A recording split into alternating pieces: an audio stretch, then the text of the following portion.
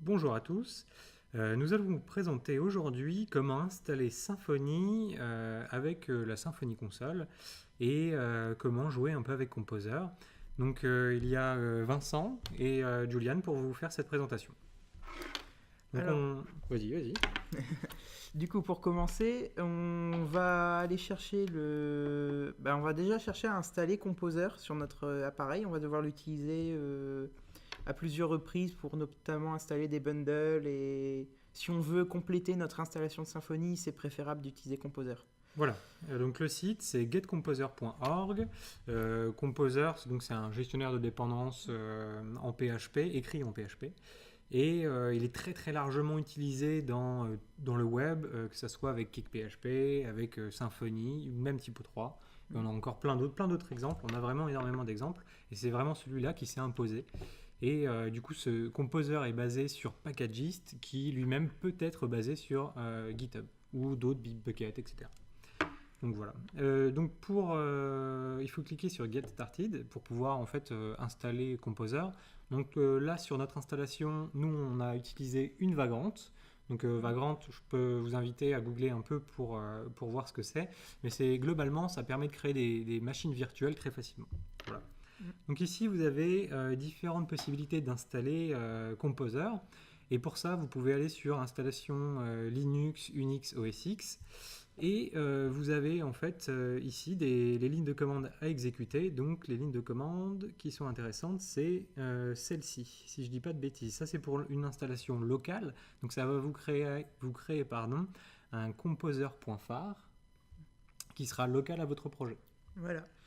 Mais avant d'exécuter ces lignes de code, il va falloir passer par la section download du site pour pouvoir aller chercher justement l'exécutable. Comme on peut voir avec la commande PHP, il appelle un fichier appelé composer-setup.php. Tout à fait. Alors, on va aller sur Download, et là, oui. Donc là, il y a un petit checksum qui est fait pour être sûr qu'on ait bien la bonne version, etc. Donc ça, on va exécuter ça sur notre machine virtuelle. Donc ici, là, je suis dans ma machine virtuelle, et je commence par la première ligne de commande. Voilà, hop. Ensuite, on peut exécuter la deuxième. Il ne faut pas oublier d'aller chercher tout ce qu'il y a à droite.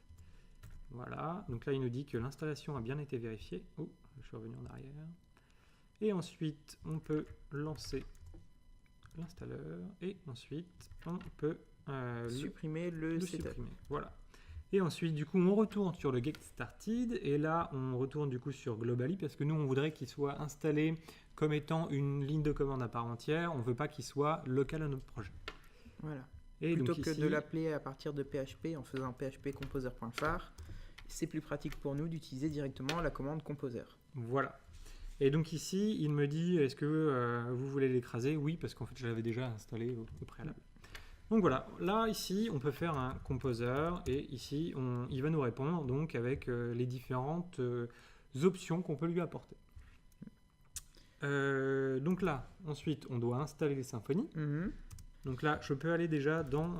en fait, j'ai créé un dossier au préalable, un dossier donc, qui contient rien pour l'instant, et j'ai créé aussi un vhost.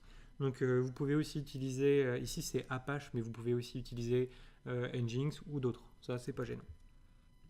Est-ce qu'il y en a d'autres, à part Apache et Nginx, qui fonctionnent avec Symfony? Je connais que ces deux-là. 2JS. 2JS, il est capable de tourner. On est actuellement sur un projet qui consiste à le faire tourner sur un 2JS. Ok, donc c'est possible avec du 2JS alors. Donc ici, là, j'ai mon nom de domaine là, qui pointe vers rien, puisque à l'heure actuelle, il n'y a rien sur mon dossier. Alors, en se rendant sur le site de Symfony, d'ailleurs, tu n'es pas sur la page d'accueil, mais Je vais sur la page d'accueil. On peut y aller. Voilà. Voilà. Alors, ici, on a un bouton vert, si vous voyez, en haut à droite, qui s'est écrit Download. Donc, à partir de là... Voilà, donc là, on voit... il nous propose une commande, Symfony New My Project. C'est un peu particulier, on n'a pas de commande Symfony, et si on essaye sur notre terminal, ça ne va pas fonctionner. Mais si vous regardez au-dessus, il nous demande de l'installer d'abord. Donc je clique dessus, et donc là, il va me donner la procédure pour l'installer. Et donc la procédure est juste ici. Donc nous, on a des deux côtés pour Linux comme pour Windows. Moi je suis sur Linux, donc je vais utiliser celle-ci. Donc là, je lance. Donc là, j'ai mis sudo, je suis déjà en sudo, mais c'est pas grave. Hop. On fait tout ça. Et voilà. Donc là, si on tape Symfony, maintenant on va avoir une réponse. Je peux même essayer. Hein. Hop, on a bien une réponse. Il nous dit, il nous donne un petit peu d'infos sur cette ligne de commande, comment créer en fait un nouveau site, etc. Donc nous, on va quand même retourner sur le site sur Symfony pour voir comment l'installer. Donc pour ça, je reclique sur Download. Et ici, c'est tout simple. Il me dit Symfony, New et New Project. Donc c'est parfait, c'est ce qu'on va faire. Donc pour ça, ici, je suis toujours en fait sur mon var3w démo Symfony, là où j'ai créé mon dossier. Alors ici, si je ne me trompe pas, on peut soit donner un nom à notre projet, soit sinon on peut mettre point, comme ça va l'installer en fait directement dans le dossier dans lequel je suis. C'est bien ça. Hop, comme ça, on fait ça. Parce que sinon, après, comme j'ai déjà créé un dossier démo Symfony et que j'ai déjà configuré mon vhost, je ne veux pas avoir à rechanger tout ça. Et ça, vous pouvez lui donner un nom et vous aurez juste un sous-dossier. Voilà. Donc là, ça va peut-être prendre un peu de temps. On coupera la vidéo si ça prend un peu trop de temps. Donc là, je sais pas, généralement... Là, il télécharge et normalement, la préparation du projet ne devrait pas prendre énormément de temps. C'est habituellement le téléchargement qui prend du temps. Voilà. Je ne sais pas si notre réseau Wi-Fi est vraiment... le téléchargement est fini, comme on peut voir sur le... Oui, 5,8 mégas. Et là, actuellement, il est en train de le préparer. Donc, peut-être que juste le disque est un peu lent à charger. J'ai un SSD, donc non, il n'est pas lent. Évidemment. Bon, on va mettre sur pause et on vous reprend juste après. Donc voilà, là, il vient de nous installer un Symfony 3.3.8. Il nous dit que tout s'est bien passé et qu'on peut changer de directory, etc. Nous, on ne va pas vraiment le faire pour l'instant. On va juste ensuite voir si tout fonctionne en front et on va aussi du coup gérer les paramètres du coup pour avoir une connexion avec la base de données. Voilà. Par défaut, Symfony, quand on l'installe, il met en place un petit front pour justement nous montrer voilà, votre installation est bien terminée. J'ai configuré mon vhost, on devrait le voir apparaître directement. Normalement. Voilà. Et du coup, il devrait aussi pouvoir nous donner des liens vers la documentation, par exemple, pour comment apprendre à manipuler Symfony, tout ça. Si ça prend un peu de temps, c'est peut-être normal. Ma Vagrant n'a jamais été très performante, donc je ne sais pas si ça serait pas ça. C'est une vieille Vagrant et du coup, ça peut poser problème, je pense. Oui. On va attendre un peu. Ça me semble quand même très long. Je vais regarder. Si on fait un htop, on peut savoir la consommation de ressources. Du coup, qu'est-ce qui prend beaucoup de temps? Il n'y a pas grand-chose. Hein. Le processeur n'a pas l'air très utilisé. Non, même la mémoire, tout a l'air d'aller. Donc là, on va attendre. Hein. En attendant, je te propose éventuellement... Hop, ça a l'air bon. Il nous a installé du coup notre Symfony. Et du coup, là, il nous donne juste où est-ce qu'il a installé. Et donc là, si je dis pas de bêtises, on peut aller sur config.php pour pouvoir voir si tout est OK. Donc là, il me dit que c'est pas possible parce que je ne suis pas sur 127.0.0.1 qui est la configuration par défaut lorsqu'on est sur du web. Donc là, il va falloir que je fasse le changement. Donc pour ça, hop. Donc là, on peut regarder l'ensemble des dossiers. Ouais, d'ailleurs, là, oui, c'est peut-être le moment pour que tu présentes les différents dossiers. Et comme ça, après seulement, on ira changer le test dans le configure.php. Alors, pour l'architecture des dossiers, un projet Symfony contient toujours à sa racine d'abord des fichiers comme composer.json et composer.loc qui sont très importants, ainsi qu'un gitignore qui est déjà configuré pour tourner sur des projets Symfony. Donc gitignore, c'est pour les gens qui veulent utiliser des gestionnaires de version, notamment Git. On a un readme.md aussi qui est simplement pour les projets avec Git, pareil. Comme ça, on peut donner le nom, voilà. Une description du projet, des choses comme ça. Voilà. C'est en Markdown, c'est bien de le préciser, je pense. MD pour Markdown, effectivement. Alors, au niveau des dossiers, on a plusieurs dossiers, dont le app, donc qui contient généralement la configuration, ainsi que le point de démarrage du kernel de Symfony, du cœur. Ensuite, on a le dossier bin qui contient principalement les exécutables, à savoir dans notre cas, pour un projet vierge, la console, que nous verrons plus tard. Ensuite, il y a le dossier src, donc c'est là où sont stockées toutes les sources du projet. Donc, sources personnelles, je dirais. Voilà, sources personnelles. Ensuite, on a le dossier test pour effectuer les tests unitaires, fonctionnels, tout ça. Ensuite, un dossier var qui contient principalement le cache, les logs, les sessions et éventuellement un fichier. Tu as lancé le. Ok. Un fichier normalement bootstrap.php.cache qui est en fait, je crois, l'autoloader du. D'ailleurs, ce dossier-là est apparu avec Symfony 3 version 3, puisque avant, on n'avait pas celui-ci. Avant, les caches étaient dans App. Voilà, tout comme la console qui était aussi dans App. Voilà. On a aussi un fichier qui s'appelle Symfony Requirements. C'est un fichier que l'on peut exécuter dans la console qui permet de dire simplement si notre serveur est compatible avec Symfony. Oui, et attention, du coup, ce sera le PHP CLI qui sera pris en compte. Voilà. Et c'est pas le PHP. C'est pas forcément front, le même que celui qu'on rencontre en front. Vous pouvez avoir un PHP 7 en CLI et un PHP 5.5 en front. Bon, ça cohabite, mais généralement, on essaye d'avoir les deux mêmes versions. Ensuite, nous avons le dossier Vendor, qui est l'un des dossiers les plus importants, qui est généré par Composer. Donc, c'est là où sont stockés principalement tous les composants, les extensions qu'on veut rajouter à Symfony. On ne touche principalement pas à ce dossier, on laisse Composer faire. Oui, ça, il faut éviter d'aller fouiller. Enfin, on peut aller fouiller, mais on ne peut rien sauvegarder dans ce dossier. Voilà. C'est défendu. Ensuite, on a le dernier dossier, le dossier web, qui est considéré comme étant le dossier public du serveur. C'est-à-dire, c'est là où se trouvent les deux fichiers app.php et app_dev.php. Et aussi le config.php. Et aussi le config. Ces deux fichiers app et app_dev sont en fait des fichiers de démarrage de Symfony, en fait, principalement quand on se connecte, par exemple, là actuellement, sur son navigateur. Quand il s'est connecté à demosymfony.dev, il a en fait, il a démarré en fait le fichier app.php. C'est ça, oui. Par défaut, en fait, on démarre app.php. Voilà. Après, on peut préciser app_dev.php et celui-là, il n'y a pas de cache. On a les fichiers de log, etc. qui sont directement écrits. C'est le développement. Voilà. Donc, on peut voir aussi que dans ce dossier, il y a le favicon, donc l'icône de Symfony par défaut, qui doit apparaître ici. Non, il n'apparaît pas d'ailleurs. Il n'apparaît pas. Il n'apparaît pas parce que c'était le config qui n'était pas autorisé. C'est ça. Voilà, on aperçoit aussi un dossier bundles qui est particulier. On ne le modifie. Enfin, c'est pas un dossier qu'on devra modifier parce que son contenu en fait va dépendre de ce qui. Donc c'est soit des liens symboliques, soit une recopie de fichiers. Quand vous avez par exemple vos assets qui sont dans votre dossier SRC, vous avez des assets JS, CSS. Et bien avec une certaine commande Symfony, vous allez pouvoir soit faire un lien symbolique dans le dossier web, dans le dossier bundle du dossier web, ou soit sinon ils vont être recopiés. Donc par exemple ils peuvent être recopiés parce que des fois on n'a pas le choix. Si on est sur un serveur Windows, là on n'a pas le choix parce que les liens symboliques n'existent pas. Donc, voilà, il y a aussi la présence du fichier htaccess principal. Donc htaccess c'est pour Apache.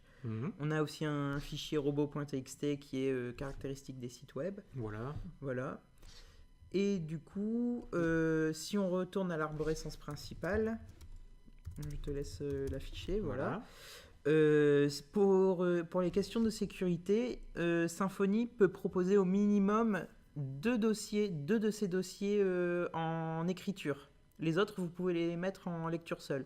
C'est-à-dire, ces dossiers sont var et web. Donc web, bien sûr, parce que c'est les ressources publiques. Si vous voulez mettre en place un dossier d'upload d'images, par exemple, pour vos utilisateurs, ce sera dans le dossier web. Et pareil, pour var, c'est là où sont stockés les caches et les logs. Principalement, il vaut mieux les laisser en écriture. Les autres dossiers ne sont pas obligatoires. De toute façon, Vendor, on ne veut pas y toucher. Voilà. App, c'est tout ce qui est la configuration. Du coup, ça, on le fait une fois, après, on n'a plus besoin d'y toucher. Voilà. Pour la production, c'est plus sécurisé de bloquer l'accès en écriture à ces dossiers-là. Voilà. Donc là, c'était pour le petit laïus sur l'architecture d'un projet Symfony. Maintenant, on va aller du coup pour autoriser le config.php pour voir si tout est correct dans notre installation. On va du coup changer le petit test. En fait, ici, je vais ouvrir le fichier. Et ici, on peut voir que, alors ici, c'est si notre serveur est en 127.0.0.1. Si le client qui affiche ce document c'est bien de préciser. Voilà. Si il est en 127.0.0.1, du coup on va le laisser passer. Et ici, comme on a un différent 2, donc si on n'est pas sur localhost, alors du coup on va automatiquement interdire l'affichage de ce fichier. Pourquoi on fait ça? C'est tout bête, c'est parce que si par exemple vous laissez votre config.php libre à tous en production, ça peut être très problématique puisque vous allez donner des informations sur les versions utilisées, etc. à de potentielles personnes qui vont vouloir vous hacker, etc. Donc c'est pour ça qu'il faut faire très attention. Ces fichiers-là, vous pouvez même les supprimer, je dirais, quand vous êtes sur un site en production. Donc là, je vais le relancer. Voilà, donc là, on a le checker et il a analysé un peu tout et il nous dit que tout se passe bien. Il y a juste quelques recommandations, une exactement. On aurait besoin, là, on a juste un paquet qui est un petit peu dépassé, mais rien de trop grave. Mais ça serait bien de le mettre à jour. Donc celui-là, c'est le paquet INTL, donc c'est un paquet PHP. Voilà. C'est pour l'internationalisation, donc si je dis pas de bêtises, c'est... le module de traduction. Et... Voilà, c'est ça. Voilà. Donc c'est l'internationalisation, donc ça c'est PHP INTL, exactement. Ouais. Donc voilà, donc ça on va le laisser de côté puisqu'on a juste une version, enfin quelques versions de moins, c'est pas très grave. En tout cas pour notre démo. Voilà, en tout cas pour notre démo. Ensuite, on va aller voir du coup le app_dev, puisque c'est celui-ci, c'est sur cette URL-là qu'on va aller énormément pour pouvoir développer. Donc là, on a la même chose, c'est on n'a pas l'autorisation d'aller voir ce fichier. Donc pour ça, je vais aller éditer mon app_dev. Et pareil, ici, dans mon test, je vais enlever les deux headers. Je pourrais commenter ou mettre mon IP, mais on ne va pas s'embêter avec ça. Hop, je relance. Et donc là, on va avoir du coup Symfony qui va répondre avec le bundle par défaut qui s'appelle AppBundle. Donc c'est le bundle qui est fourni au démarrage. Voilà. Il ne fait pas grand-chose, il fait juste qu'afficher le dossier où se trouve notre Symfony. Et on va avoir aussi le profiler. Donc ça, on va regarder, on va voir ça dans quelques secondes. Donc voilà, ici on voit le App Bundle qui apparaît directement. Par contre, j'ai pas la console, je pense qu'elle va arriver.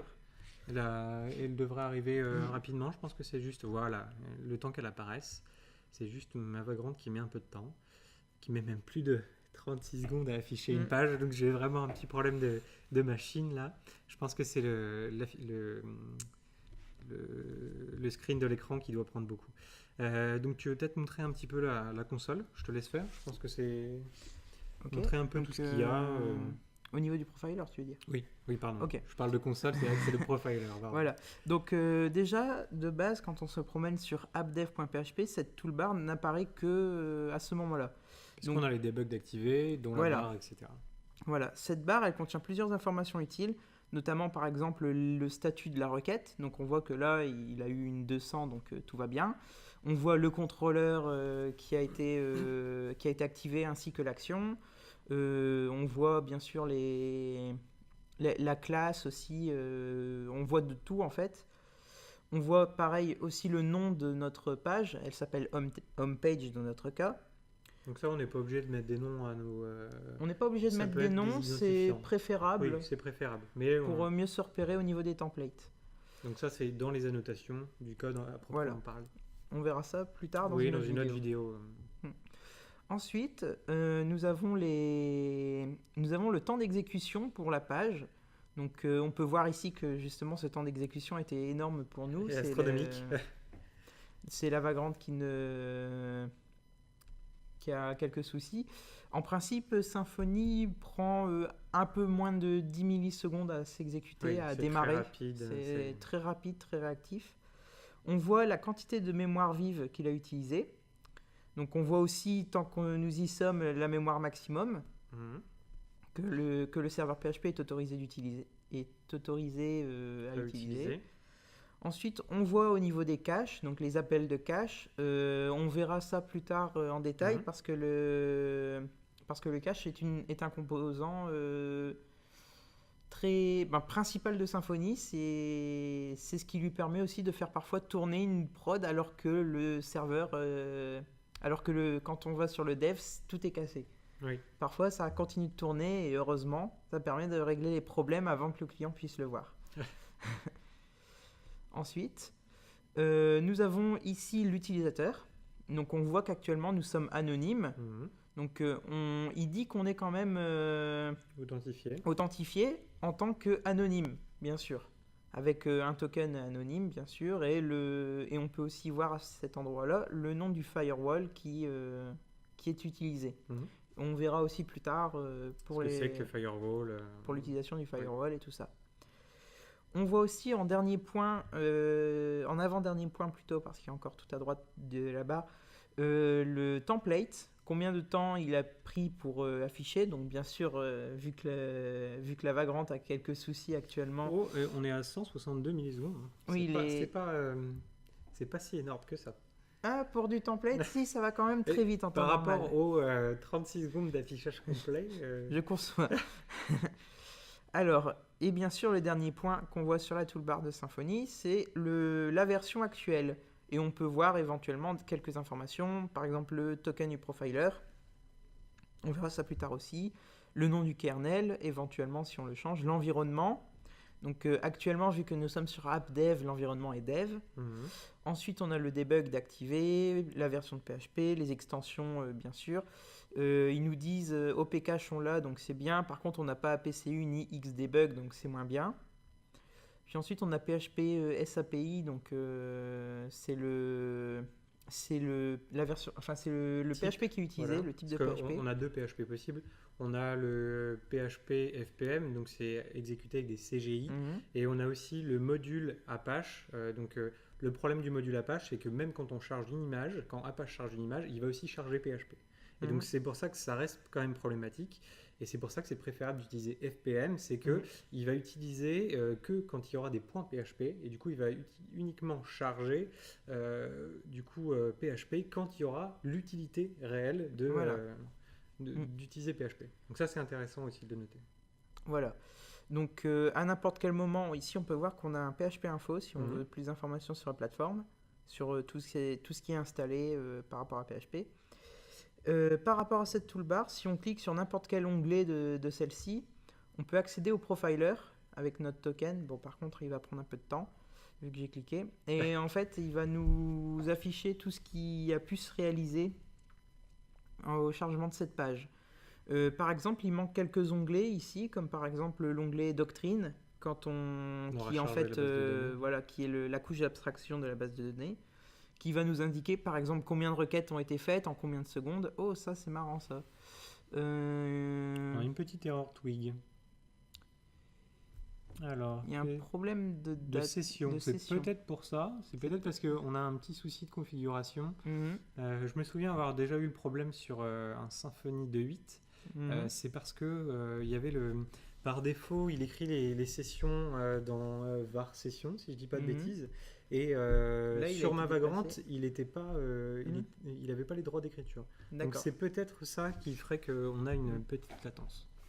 D'accord, donc du coup le profiler on peut pas le voir pour tout de suite. Non, c'est vrai qu'on résolve peut-être le problème, mais on va peut-être essayer de montrer comment configurer la base de données. Donc là on a fait un peu le tour du profiler. Alors pour configurer la base de données, c'est très simple. Du coup, on se retrouve dans le dossier app. Donc dans le dossier app, vous avez un certain nombre de fichiers. AppCache, AppKernel. AppKernel, c'est quand par exemple on ajoute un bundle, on doit charger le bundle dans AppKernel. Ensuite, on a un htaccess, des ressources. Donc là, les ressources, c'est par exemple le layout, on peut le mettre dedans. Le layout du site, donc c'est vraiment l'affichage externe du site. Voilà. Et ensuite, on a le dossier config, donc c'est celui qui nous intéresse. Et dans ce dossier config, on a beaucoup de fichiers. On a un fichier de configuration par environnement, donc ici on en a 3, et on a aussi un fichier de configuration globale. On a les paramètres, donc les paramètres c'est là où on enregistre les paramètres du serveur mail, où on a un token pour générer les mots de passe par exemple, et on a aussi les paramètres de base de données MySQL, Postgre, Oracle, on peut vraiment mettre pratiquement toutes les bases de données qui ont qui ont une extension PDO associée. Oui, voilà. On a le routing dev, donc pour les URL de routing de dev. Par exemple, dans ce fichier-là, on va retrouver celle du profiler, typiquement. Voilà. Qu'on ne retrouvera pas du coup dans le routing tout court, puisque on évite de charger le profiler en production. Voilà. Ensuite, on a le security. Donc là, c'est firewall et tout ce qu'on disait. Je pense qu'on fera une vidéo peut-être un petit peu plus sur ce sujet-là, puisqu'il y a aussi beaucoup à dire. C'est vraiment un très gros fichier de configuration, comme le fichier de config en fait. Pour chaque bundle installé, on a une config souvent à mettre dedans. Mais souvent, la documentation des bundles permet d'avoir des setups pas trop longs à faire. C'est vrai. Alors, ça, ici, c'est pour, par exemple, là c'est pour une base de données. Ici, je ne l'ai pas encore créée, ma base de données. Donc, je vais déjà mettre la configuration. Je vais l'appeler Démo Symfony. Le port, je vais laisser tel quel. Par contre, je vais changer le password parce que c'est un local et j'y route. Voilà. Donc ici, évitez quand même des mots de passe de ce genre, mettez quelque chose de en bien production, sécurisé. Oui. Ici, je suis le seul à pouvoir accéder à mon local, donc il n'y a pas trop de problème. Mais oui, potentiellement, il faut faire très attention avec ces mots de passe-là. Donc voilà, j'ai enregistré. Donc là, on va se connecter avec MySQL. Alors, c'est MySQL. C'est pour faire quoi que tu... Je vais créer une base de données. Tu peux demander à Symfony de la faire. Ah oui, c'est vrai. Alors du coup, on va afficher la console. Donc là, je vais revenir un petit peu. C'est vrai qu'on peut le faire, je le fais jamais, mais c'est vrai qu'on peut tout à fait le faire. Donc c'est PHP, bin console. Je vous rappelle que le console est un exécutable puisqu'il se trouve dans le dossier bin. Oui. Et en 2.8, c'était pas bin, c'était dans app. Voilà, app.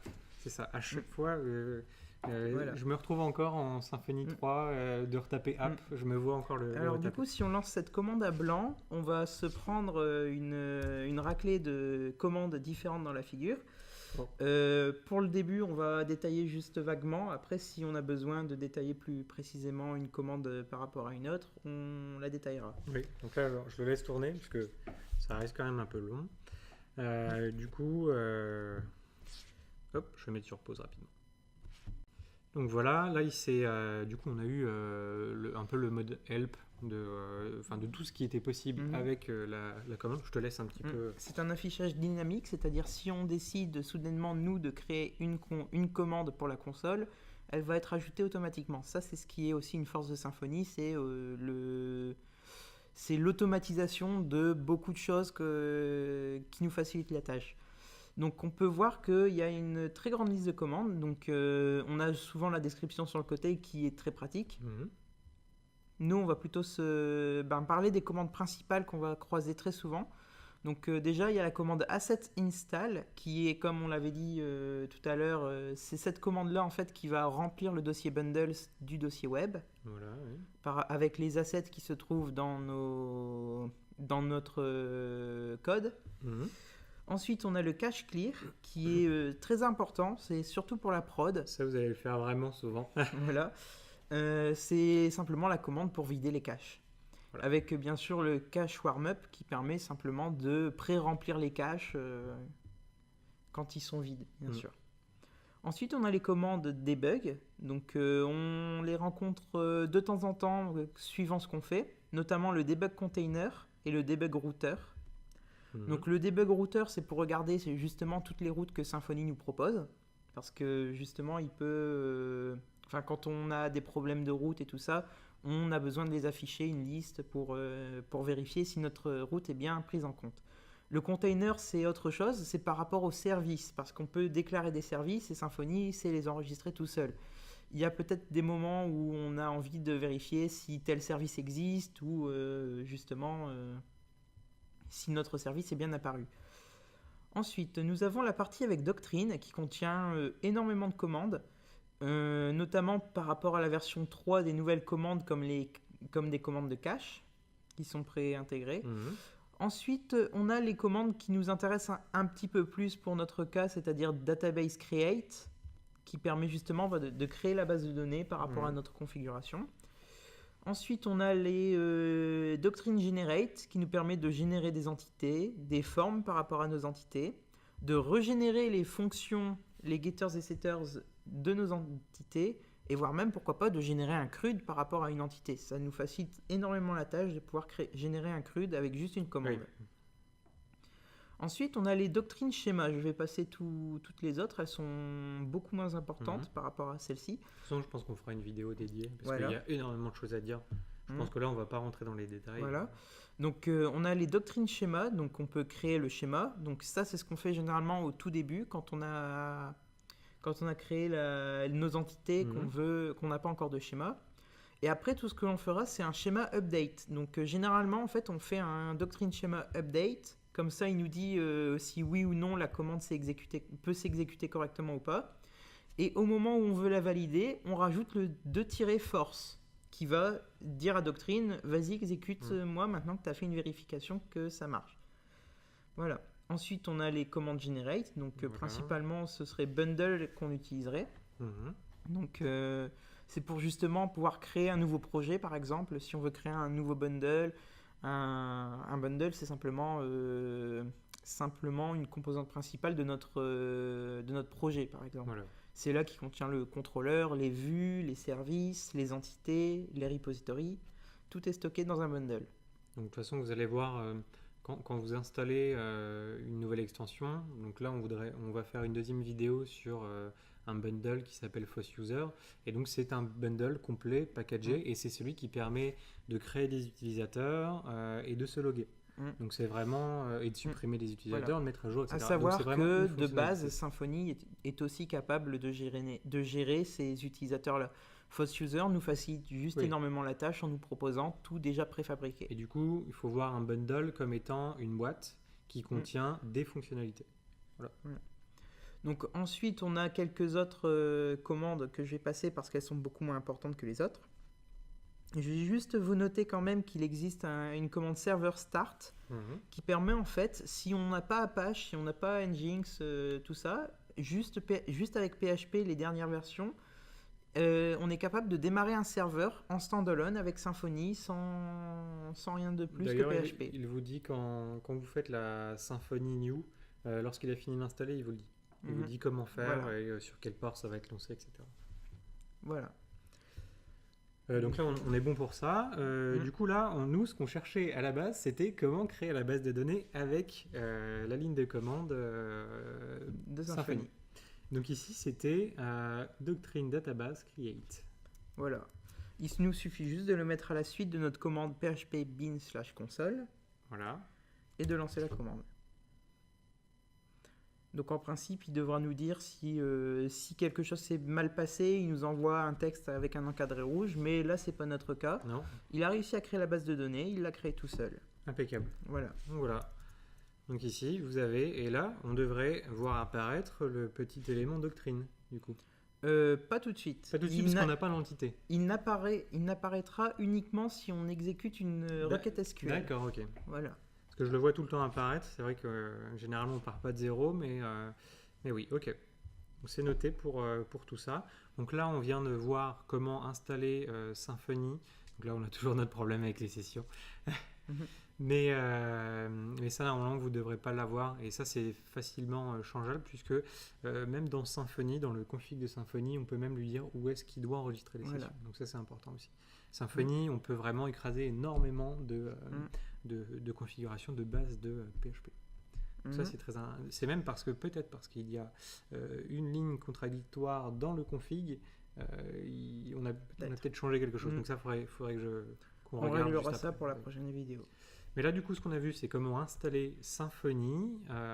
Donc, on a fait un tour de tous les dossiers, des principaux fichiers, et comment aussi intégrer une base de données. Donc là, on a fait ça avec MySQL, mais on aurait pu faire ça avec du Postgre, etc. Ça, c'est vraiment, on est ouvert. Ce qui est vraiment avantageux, c'est que là, on a juste eu à dire à Symfony, ma base de données, elle s'appelle ça. Puis après, on lui dit... il faut préciser quand même, parce que par défaut, Symfony, il est configuré pour MySQL. Si on a par exemple une base de données Postgre, il va falloir préciser le driver. Mais à partir de là, il va savoir se débrouiller tout seul pour exécuter la bonne requête. Donc ça, c'est quand même vraiment parfait. Donc voilà pour cette vidéo. On a fait un peu le tour. Et du coup, dans une prochaine vidéo, on vous montrera comment installer FOSS-User. Donc c'est un peu le classique, je dirais, dans Symfony. Il y en a bien d'autres, mais on a choisi celui-là. Donc on vous présentera celui-là juste après. Voilà.